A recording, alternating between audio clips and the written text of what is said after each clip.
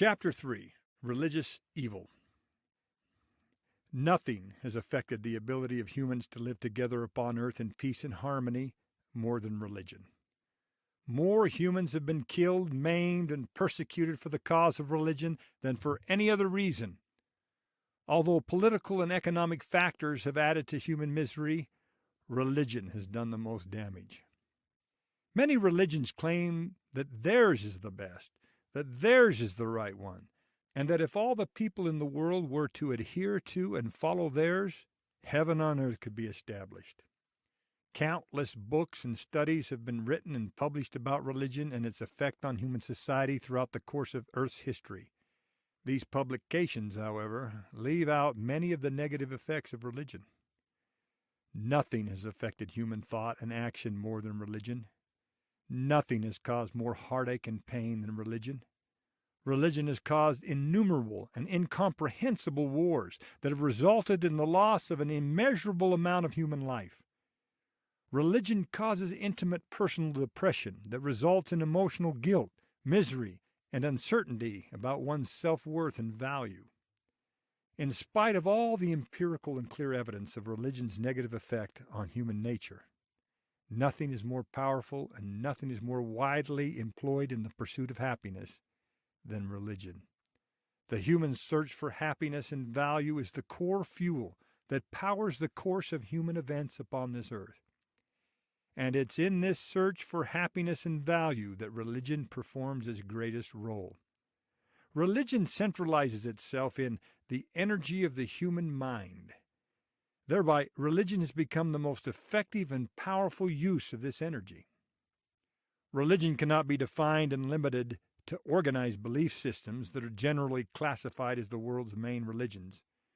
Joining the religions of Christianity, Islam, Hinduism, Buddhism, and other prominent isms and their offshoots is a new age of spiritualism, psychics, channelers, astrologists, and others engaged in activities focused on the search for happiness and self-worth.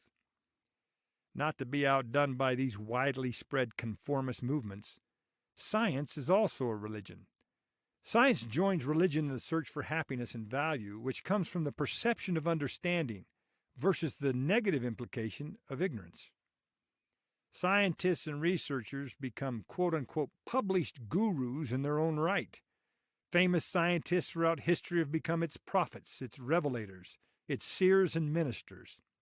Science quotes its own and accepts its theories and postulations with the same affection and honor by which other religions accept their prophets and teachers and quote from their own scriptures. Scientific publications are its scriptures. Scientific theory and religious belief are semantically intertwined. Neither one can escape the implications of their inability to provide absolute certainty and real truth conclusions.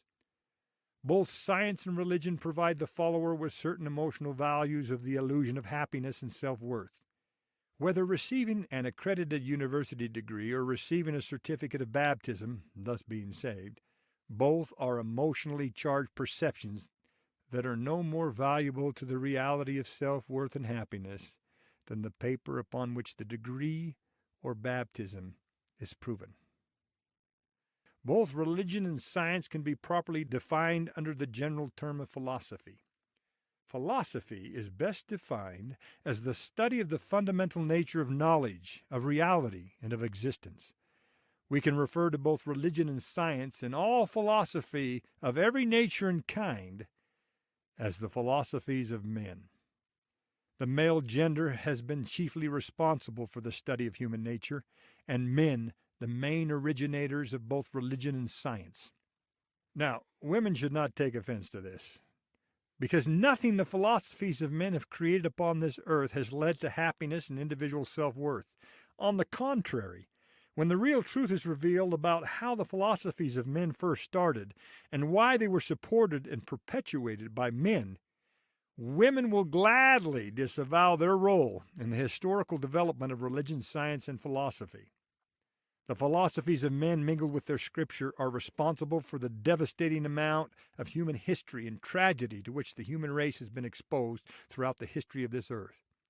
The atomic age, with its destruction, its fear and paranoia, has been just as damaging to the pursuit of happiness and self-worth as the belief in a jealous and vindictive God who only saves his own people and destroys everyone else who does not accept or believe in him.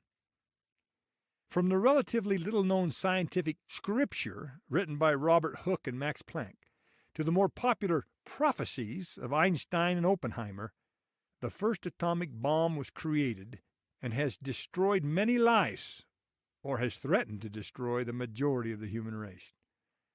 Not to be outdone by nuclear threat and destruction are the writings and actions attributed to the Prophet Muhammad of the Islam faith and to Pope Urban II of Christianity. The Muslim wars and Christian crusades started holy wars, jihads, that have created both internal and external hatred between humans that linger even to this current day. Human nature is responsible for these philosophies and the tragedies that they create.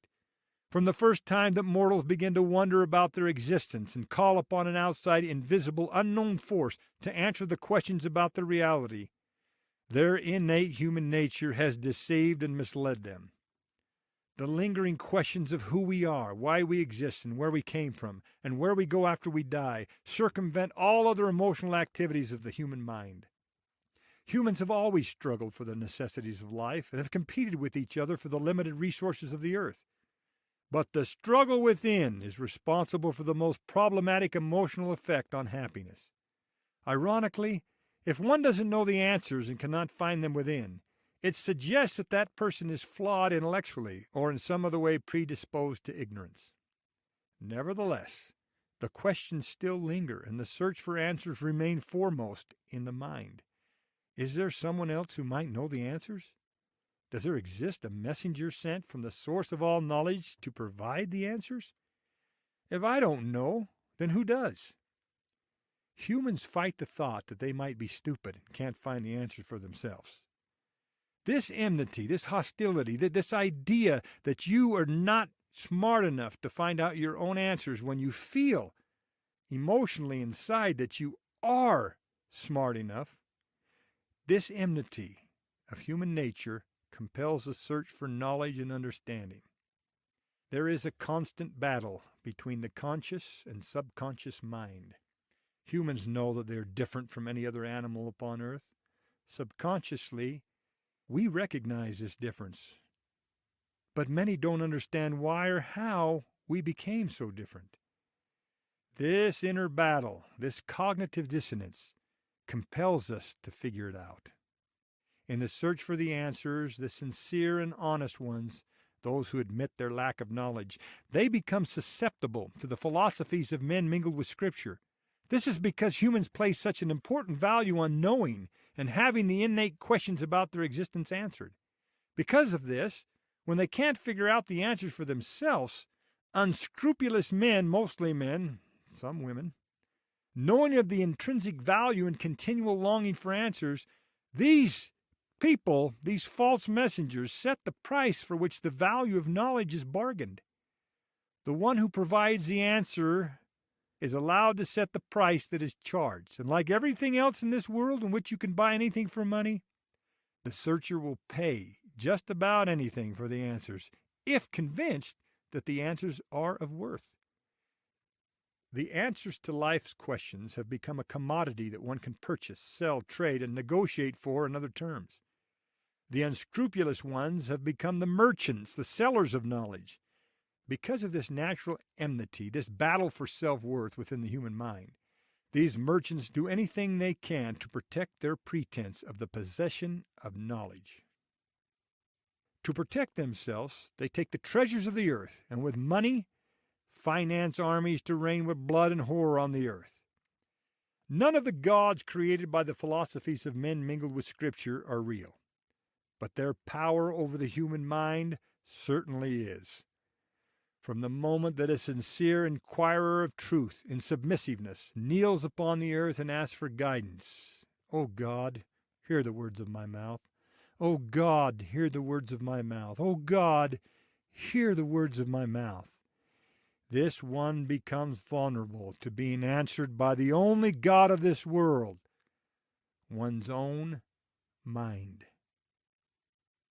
When the answers do not come from within oneself because one recognizes their inability to find the answers on their own, and no matter how humble and sincere they are at seeking for the answers, they are forced to look for someone outside of their own consciousness to bring them the answers. I am looking for messengers. Once open to the possibility that another human just might have the answers, the one searching is presented with various ministers of knowledge, who provide answers made of the philosophies of men mingled with Scripture. Unfortunately, most people fall under the spell of these false messengers, who don't have any better understanding of the real truth than the supplicant who pays them for an understanding. These false messengers' pay comes in a wide variety of forms.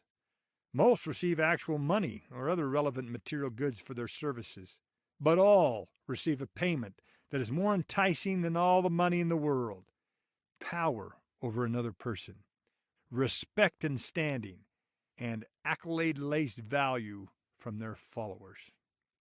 No religion has ever been able to establish peace and harmony on earth. Religion's excuse as to why it has never accomplished this seems to be the fault not of those inside religion, but of those outside of their particular religion. Gentiles, infidels, sinners, and those whom they consider lost refuse to join them. Their excuse is that if everyone would just join their religion, the world would be saved. 3 of the world's main religions, Judaism, Christianity, and Islam, claim that no matter how hard each tries, none will ever be successful at creating peace and harmony on earth until their particular Messiah comes to earth, or returns to earth, with the power and authority to create heaven throughout the world. None of these religions believe that mortals can do it on their own. Ironically, these 3 religions, more than any of the others, have been the main cause of most of the carnage and death throughout modern history. Consider for a moment what would happen to these 3 religions if humankind actually solved all of its own problems without the help of a Messiah. Or perhaps maybe there wouldn't be any problems if these 3 religions didn't exist. If we were to solve our own problems, not only would these 3 religions not be needed, but their identity and worth would be greatly diminished, as well as the self-esteem, self-worth, and self-value that their members gain from belonging to them. Returning to science, has it not also produced a God, a power far greater than any religion has ever produced? After all that science has accomplished, after all the advancements in technology and innovation, has the world become better?